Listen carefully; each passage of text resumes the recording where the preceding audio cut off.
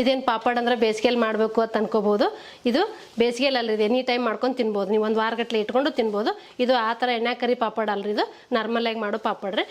ಉತ್ತರ ಕರ್ನಾಟಕ ರೆಸಿಪಿ ನೋಡಾಕತ್ತಿರೋ ಎಲ್ಲ ವೀಕ್ಷಕರಿಗೂ ನಿಮ್ಮ ಮನೆ ಮಗಳು ತ್ರಿವೇಣಿ ಪಾಟೀಲ್ ಮಾಡುವ ನಮಸ್ಕಾರಗಳು. ನಾನಿವತ್ತು ಗೋಧಿ ಹಿಟ್ಟಿನ ಪಾಪಡ್ ಮಾಡಿ ತೋರಿಸ್ತೀನಿ ರೀ. ನೀವು ಪೂರ್ತಿ ವಿಡಿಯೋ ನೋಡಿ ಕಮೆಂಟ್ ಬಾಕ್ಸಲ್ಲಿ ತಿಳಿಸ್ರಿ ಅದಕ್ಕೆ ಏನು ಬೇರೆ ಹೆಸರು ಕೊಡ್ತೀರಿ ಅನ್ನೋದು. ನಾನಿವತ್ತು ಗೋಧಿ ಹಿಟ್ಟಿನ ಪಾಪಡ್ ಮಾಡ್ತೀನಿ, ಅದು ಹೆಂಗೆ ಮಾಡೋದಂತೆ ನೋಡ್ಕೊಂಬರೋಣ ಬರ್ರಿ. ಮೊದಲೇದಾಗಿ ಈಗ ನಾನು ಒಂದು ಪಾತ್ರೆ ತೊಗೊಂಡೇನಿ ರೀ. ಈಗ ಇದಕ್ಕೆ ನಾನು 1 ಕಪ್ ಗೋಧಿ ಹಿಟ್ಟು ತೊಗೊಂಡೇನಿ ರೀ, ಅದು ಹಾಕೋತೀನಿ ನೋಡಿರಿ. ಅರ್ಧ ಕಪ್ಪ ಕಡ್ಲಿ ಹಿಟ್ಟು ತೊಗೊಂಡಿದ್ದು, ಹಸಿ ಕಡ್ಲಿ ಬೇಳೆ ಹಿಟ್ಟು ರೀ. ನಾವು ಬಜ್ಜಿ ಬೋಂಡಾಗ ಹಾಕೋತೀವಲ್ಲ ರೀ, ಆ ಹಿಟ್ಟು ರೀ. ಸ್ವಲ್ಪ ಅಜ್ವೇನ್ ತೊಗೊಂಡೇನಿ, ಅವು ತಿಕ್ಕಿ ಹಾಕೋತೀನಿ, ಅಂದ್ರೆ ಓಮ್ ಕಾಳು ರೀ. ನೋಡಿರಿ, ಹಿಂಗೆ ತಿಕ್ಕಿ ಹಾಕೋದ್ರಿಂದ ಘಮ ಬಿಡ್ತೈತಿ, ಅದಕ್ಕೆ ನಾನು ಅಜ್ವೇನ್ ತಿಕ್ಕಿ ಹಾಕಕತ್ತೀನಿ ನೋಡಿರಿ. ಈಗ ಇದಕ್ಕೆ ರುಚಿಗೆ ತಕ್ಕಷ್ಟು ಉಪ್ಪು ಹಾಕ್ಕೋಬೇಕು ರೀ. ಇದು ಉಪ್ಪು, ಅಜ್ವೇನ, ಗೋಧಿ ಹಿಟ್ಟ, ಕಡ್ಲಿ ಹಿಟ್ಟು ಎಲ್ಲ ಚಲೋ ಹೊತ್ತಿನಾಗೆ ಮಿಕ್ಸ್ ಆಗ್ಬೇಕು ರೀ. ಈಗ ಇದಕ್ಕೊಂದು ಸ್ವಲ್ಪ ಎಣ್ಣೆ ಹಾಕೋತೀನಿ ರೀ. ಒಂದು 3 ರಿಂದ 4 ಸ್ಪೂನ್ ಎಣ್ಣೆ ಹಾಕೋತೀನಿ ರೀ. ನೀವು ನೋಡ್ಕೊಂಡು ಹಾಕೋರಿ, ಇದಕ್ಕಿನ ಮೇಲೆ ಎಣ್ಣೆ ಹಚ್ಚಂಗಿಲ್ಲ, ಹಾಗಾಗಿ ಇದ್ರಾಗೆ ಜಾಸ್ತಿ ಹಾಕೊಳಕತ್ತೀನಿ ರೀ. ಹಿಟ್ಟಿಗೆ ಹಾಕೊಂಡು ನಾದ್ಕೊಂಡ್ರೆ ಸಾಕ್ರಿ ನೀವು. ಇದನ್ನೆಲ್ಲ ಹಿಟ್ಟಿನ ಜೊತೆಗೆ ಮಿಕ್ಸ್ ಆಗ್ಬೇಕು ರೀ.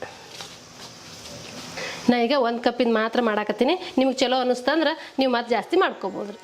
ಈಗ ನೋಡ್ರಿ, ಇದು ಎಣ್ಣೆ ಜೊತೆಗೆ ಕಡ್ಲಿ ಹಿಟ್ಟ, ಗೋಧಿ ಹಿಟ್ಟ ಎಲ್ಲ ಮಿಕ್ಸ್ ಮಾಡ್ಕೊಂಡೇನೆ. ಈಗ ಇದಕ್ಕೆ ಎಷ್ಟು ನೀರು ಹಿಡಿತೈತೆ ನೋಡ್ಕೊಂಡು ಹಿಟ್ಟು ನಾದ್ಕೊಳ್ಳೋಣ ರೀ. ಹಿಂಗೆಲ್ಲ ಹಿಟ್ಟಿಗೆ ಅಂಟ್ಕೋಬೇಕ್ರಿ ಇದು ಎಣ್ಣೆ.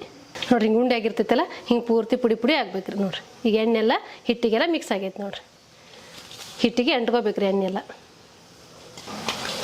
ಇದೇನು ಪಾಪಡ್ ಅಂದ್ರೆ ಬೇಸಿಗೆಯಲ್ಲಿ ಮಾಡಬೇಕು ಅಂತ ಅನ್ಕೋಬಹುದು. ಇದು ಬೇಸಿಗೆಯಲ್ಲಿ ಅಲ್ರಿ, ಎನಿ ಟೈಮ್ ಮಾಡ್ಕೊಂಡು ತಿನ್ಬೋದು. ನೀವು ಒಂದು ವಾರಗಟ್ಟಲೆ ಇಟ್ಕೊಂಡು ತಿನ್ಬೋದು. ಇದು ಆ ಥರ ಎಣ್ಣೆ ಕರಿ ಪಾಪಡ್ ಅಲ್ರಿ, ಇದು ನಾರ್ಮಲ್ ಆಗಿ ಮಾಡೋ ಪಾಪಡ್ ರೀ. ನೀವು ಒಂದ್ಸತಿ ಇದು ಪೂರ್ತಿ ವಿಡಿಯೋ ನೋಡಿ ಮಾಡಿರಿ, ನಿಮಗೂ ಗೊತ್ತಾಗ್ತೈತೆ ರೀ. ಈಗ ಇದಕ್ಕೆ ಸ್ವಲ್ಪ ನೀರು ಹಾಕ್ಕೊಂಡು ಹಿಟ್ಟು ನಾದ್ಕೋತೀನಿ. ನಾರ್ಮಲಾಗಿ ಚಪಾತಿ ಹಿಟ್ಟೇನು ನಾದ್ಕೋತೀವಲ್ರಿ, ಹಂಗೆ ನಾದ್ಕೊಂಡ್ರೆ ಆಯ್ತು ರೀ. ಒಮ್ಮೆ ಜಾಸ್ತಿ ಹಾಕೊಳಕ್ಕೆ ಹೋಗ್ಬೇಡ್ರಿ, ಸ್ವಲ್ಪ ಹಾಕೊಂಡು ನಾದ್ಕೊಡ್ರಿ.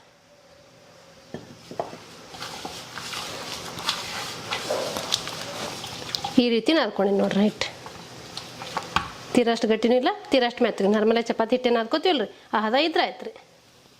ಈಗ ನಾನು ಹಿಟ್ಟು ನಾದ್ಕೊಂಡಿದ್ದೆ, ನೆನಿಬೇಕತ್ತೇನಿಲ್ಲ ರೀ. ನೀವು ನಾದಿದ ತಕ್ಷಣ ಮಾಡ್ಕೊಂಡ್ಬಿಡ್ಬೋದು ರೀ. ಈಗ ಇದು 1 ನಿಮಿಷ ನೆನಿಲ್ರಿ, ನಾ ಅಷ್ಟೊತ್ತಿಗೆ ಹಂಚ್ಕಾಯಕ್ಕೆ ಇಡ್ತೀನಿ ರೀ. ಇದು ಹಂಚ ಕಾಯಿಲ್ರಿ. ಹಂಚು ಕಾಯ್ದ ನಂತರ ನಾವು ಲಟ್ಟಿಸ್ ಹಾಕೊಳ್ಳೋಣ ರೀ. ಈಗ ನೋಡಿರಿ, ನಾದ್ಕೊಂಡಿದ್ದು ಹಿಟ್ಟು ಹಿಂಗಾಗೈತಿ.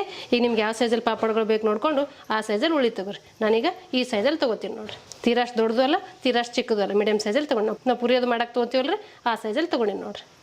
ಈಗ ಒಂದು 3-4 ಉಳಿ ಮಾಡ್ಕೊತೀನಿ ನೋಡ್ರಿ. ಇದೇ ರೀತಿ ಮಿಕ್ಕಿದ್ದೆಲ್ಲ ಮಾಡ್ಕೋಬೇಕಾಗ್ತೈತೆ ರೀ. ಈಗ ನಾ ಒಂದು ಉಳಿ ತೊಗೊಂಡು ಲಟ್ಟಿಸ್ಕೊತೀನಿ ರೀ. ಈ ರೀತಿ ರೌಂಡಾಗೆ ಮಾಡ್ಕೋಬೇಕ್ರಿ. ಇವೆಲ್ಲ ಎತ್ತಿಡ್ತೀನಿ. ಈಗ ಇದಕ್ಕೊಂದು ಸ್ವಲ್ಪ ಗೋಧಿ ಹಿಟ್ಟು ಹಚ್ಕೊಂಡು ಲಟ್ಟಿಸ್ಕೊತೀನಿ ನೋಡಿರಿ.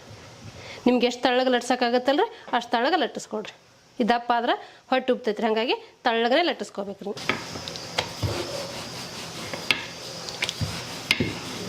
ನಾರ್ಮಲಾಗಿ ನಾವು ಚಪಾತಿ ಮಾಡಿದ್ರೆ ಸ್ವಲ್ಪ ದಪ್ಪಗೆ ಮಾಡ್ಕೋತೀವಿ.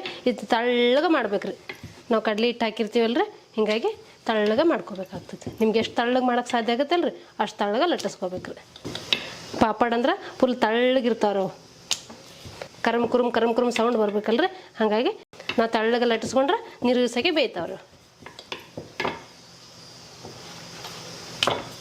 ನೋಡಿರಿ, ನಾನು ಈ ಸೈಜಲ್ಲಿ ಲಟ್ಟಿಸ್ಕೊಂಡಿನಿ. ನಿಮಗೆ ಯಾವ ಸೈಜಲ್ಲಿ ಬೇಕು ನೋಡಿಕೊಂಡು ನೀವು ಲಟ್ಟಿಸ್ಕೋಬೋದು ರೀ. ನೋಡ್ರಿ ಕೈ ಕಾಣಾಕತ್ತಾವ ನೋಡ್ರಿ, ನಾ ಅಷ್ಟು ತಳ್ಳಗೆ ಲಟ್ಟಿಸ್ಕೊಂಡಿನಿ ರೀ. ಇದೇ ರೀತಿ ಮಿಕ್ಕಿದ್ದೆಲ್ಲ ಲಟ್ಟಿಸ್ಕೋತೀನಿ ರೀ. ಈಗ ಹಂಚು ಕಾಯ್ದೈತ್ರಿ, ನಾನು ಲಟ್ಟಿಸ್ಕೊಂಡಿರೋದು ಚಪಾತಿ ಹಾಕೋತೀನಿ ನೋಡ್ರಿ.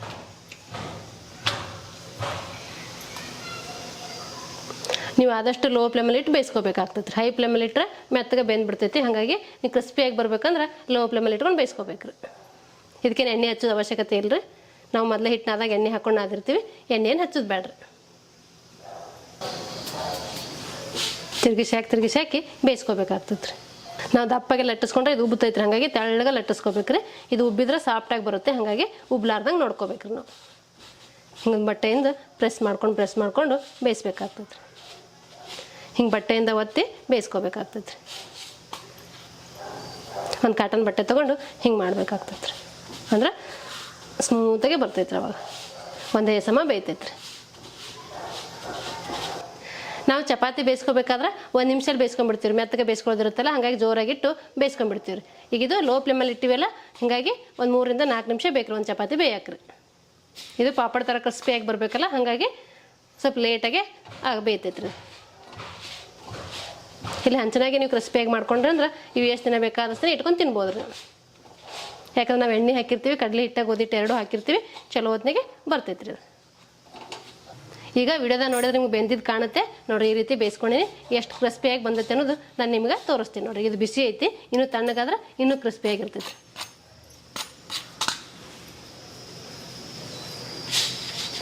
ತಣ್ಣಗಾದ್ಮೇಲೆ ಇನ್ನೂ ಕ್ರಿಸ್ಪಿಯಾಗಿ ಬರ್ತೈತೆ ರೀ ನೋಡಿ.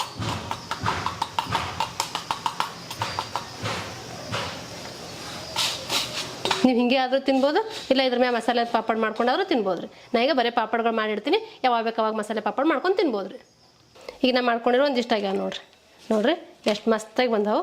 ನೀವು ನಿಮ್ಮ ಮನೆ ಮಾಡಿದ್ರೆ ನಿಮಗೂ ಗೊತ್ತಾಗ್ತೈತೆ ರೀ. ನಾವು ಚಪಾತಿ ಮಾಡಿದ್ರೆ ಮ್ಯಾತಿಗಿರ್ತಾವ್ರಿ. ಇವು ನೋಡಿರಿ ಎಷ್ಟು ಕ್ರಿಸ್ಪಿಯಾಗಿ ಎಷ್ಟು ಮಸ್ತಾಗಿ ಬಂದಾವೆ ನೋಡಿರಿ. ಈಗ ಒಂದು ನಾನು ನಿಮ್ಗೆ ಮುರಿದು ತೋರಿಸ್ತೀನಿ ನೋಡ್ರಿ. ಹಂಗೆ ಸೌಂಡ್ ಕೇಳಿದ್ರೆ ನಿಮ್ಗೆ ಗೊತ್ತಾಗುತ್ತೆ ನೋಡ್ರಿ. ಚಪಾತಿ ಹಿಂಗೆ ಮುರಿಯಲ್ರಿ ಅವು ನೋಡ್ರಿ. ಬಾಯಾಗಿಟ್ರೆ ಕುರುಮ್ ಕುರುಮ್ ಕುರುಮ್ ಸೌಂಡ್ ಬರ್ತಾವೆ ನೋಡ್ರಿ. ಬಾಯಾಗಿಟ್ರೆ ಕರಗಿ ಬಿಡ್ತಾವ್ರಿ. ಸೇಮ್ ಪಾಪಡ್ ಥರನೇ ಇದು. ಹಾಗೆ ಹೆಂಗೆ ತಿನ್ನೋದು ಸಪ್ಪಗಿರ್ತದೆ, ಖಾರ ಹಾಕಿಲ್ಲ ಇದಕ್ಕಂತ ನೀವು ಅನ್ಬೋದು. ನಾ ಈಗ ಮಸಾಲೆ ಪಾಪಡ್ ಮಾಡ್ತೀನಿ ನೋಡಿರಿ. ಹೋಟೆಲ್ದಾಗೆಲ್ಲ ಕೊಡ್ತಾರಲ್ರಿ, ಆ ರೀತಿ ಮಾಡ್ತೀನಿ ರೀ. ಈಗ ಒಂದು ಪಾಪಡ್ಗೆ ನಾನೀಗ ಅಚ್ಚ ಖಾರದ ಪುಡಿ ಉದುರಿಸ್ತೀನಿ ನೋಡಿರಿ.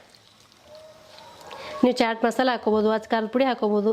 ನಿಮ್ಗೆ ಏನೇನು ಬೇರೆ ಬೇರೆ ಬೇಕನ್ಸುತ್ತೆ ನೋಡಿಕೊಂಡು ನೀವು ಹಾಕ್ಕೋಬೋದು ರೀ. ಒಂದು ಚಿಟಿಕೆ ಉಪ್ಪು ಉದುರಿಸ್ತೀನಿ ನೋಡಿರಿ. ನಾವು ಉಪ್ಪು ಇದ್ರೊಳಗೆ ಹಾಕಿ ಮಾಡೀವಿ, ಟೇಸ್ಟ್ಗೋಸ್ಕರ ಸ್ವಲ್ಪ ಉದುರಿಸ್ಕೊತೀನಿ ನೋಡಿರಿ. ಸ್ವಲ್ಪ ಸಣ್ಣ ಉಳ್ಳಾಗಡ್ಡಿ ಕಟ್ ಮಾಡ್ಕೊಂಡೇ ಅವು ಹಾಕ್ಕೋತೀನಿ ನೋಡಿರಿ. ಇದು ಗೋಧಿ ಹಿಟ್ಟಿನ ಮಸಾಲ ಪಾಪಡ್ ರೀ. ಈಗ ಟೊಮೆಟೊ ಸಣ್ಣ ಕಟ್ ಮಾಡ್ಕೊಂಡೇ ಟೊಮೆಟೊ ಹಾಕ್ಕೋತೀನಿ ನೋಡಿರಿ. ಸ್ವಲ್ಪ ಕೊತ್ತಂಬರಿ ಸಣ್ಣ ಕಟ್ ಮಾಡ್ಕೊಂಡೇ ಕೊತ್ತಂಬರಿನ ಹಾಕ್ಕೋತೀನಿ ನೋಡಿರಿ. ನೀವು ಇದಕ್ಕೆ ಚಾಟ್ ಮಸಾಲೆ ಹಾಕ್ಕೋಬೋದು, ನೀವು ಬೇರೆ ಬೇರೆ ಗರಂ ಮಸಾಲೆ ಹಾಕ್ಕೋಬೋದು. ನಿಮ್ಗೆ ಬೇರೆ ಬೇರೆ ಯಾವ್ಯಾವ್ದು ಅನುಕೂಲ ಆಗುತ್ತೆ ನೋಡಿಕೊಂಡು ನೀವು ಹಾಕ್ಕೊಂಡು ಮಾಡ್ಕೋಬೋದು ರೀ. ನಾ ಮೊನ್ನೆ ಸೇವ್ ಮಾಡ್ಕೊಂಡಿದ್ನಲ್ರಿ, ಅವನು ಒಂದು ಎರಡು ಕಾಯಿ ಇದ್ರ ಮ್ಯಾಗ ಉದುರಿಸ್ತೀನಿ ನೋಡಿ. ಇನ್ನೂ ಸಣ್ಣ ಸೇವ್ ಬರ್ತಾವೆ, ನೀವು ಅವನು ಹಾಕ್ಕೋಬೋದು ರೀ. ಈ ರೀತಿ ಮಾಡಿಕೊಟ್ರೆ ಮಕ್ಕಳು ಇಷ್ಟಪಟ್ಟು ತಿಂತಾರೆ. ಗೋಧಿ ಹಿಟ್ಟು ಆರೋಗ್ಯಕ್ಕೆ ಒಳ್ಳೇದ್ರಿ. ಹಾಗಾಗಿ ನೀವು ಗೋಧಿ ಹಿಟ್ಟಿನ ಚಪಾತಿ ಮಾಡ್ಕೊಂಡು ತಿನ್ನೋ ಬದಲಿ ಈ ರೀತಿ ಮಾಡಿಕೊಟ್ರೆ ಇಷ್ಟಪಟ್ಟು ತಿಂತಾರೆ ಎಲ್ಲರೂ. ನೋಡಿದ್ರಲ್ರಿ ವೀಕ್ಷಕರೇ, ಗೋಧಿ ಹಿಟ್ಟಿನ ಮಸಾಲೆ ಪಾಪಡ್ ಮಾಡೋದು. ಈ ಮಸಾಲೆ ಪಾಪಡ್ ಮಾಡೋ ಪದ್ಧತಿ ನಿಮ್ಗೆ ಇಷ್ಟ ಆಗಿತ್ತಂದ್ರೆ ಒಂದು ಲೈಕ್ ಮಾಡಿರಿ, ಶೇರ್ ಮಾಡಿರಿ, ಕಮೆಂಟ್ ಮಾಡಿರಿ, ಸಬ್ಸ್ಕ್ರೈಬ್ ಆಗಿರಿ. ಧನ್ಯವಾದಗಳು. ಈ ಪಾಪಡ ನೀವು ಬೇರೆ ಏನಾರ ಹೆಸರು ಗೊತ್ತಿತ್ತಂದ್ರೆ ಕಮೆಂಟ್ ಬಾಕ್ಸಲ್ಲಿ ತಿಳಿಸ್ರಿ,